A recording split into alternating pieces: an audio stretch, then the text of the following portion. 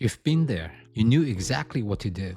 And your body did something else entirely. Release the clutch slowly, feel the friction point, and add throttle. Roll forward. You knew all of it. And you still start. This isn't about how smart you are. It's about something every rider goes through at every level. Knowing something and being able to do it are two completely different things. Every riding instructor tells you the same thing. Stay loose, relax your grip, soft shoulders. You hear it, you understand it. But when a car cuts across the road in front of you, your shoulders go up, your hands clench, and everything you knew disappears. That's not a knowledge problem. That's your body not knowing what your brain already does. You can watch every riding tutorial on YouTube, understand every technique in 5 minutes, feel like you've got it. But watching someone else ride doesn't build anything in your body. What you were actually building when you ride isn't knowledge. It's muscle memory, coordination, instinct, automatic response. That only comes from time on the bike, from doing it wrong, then less wrong, then right, until your body knows it without asking your brain.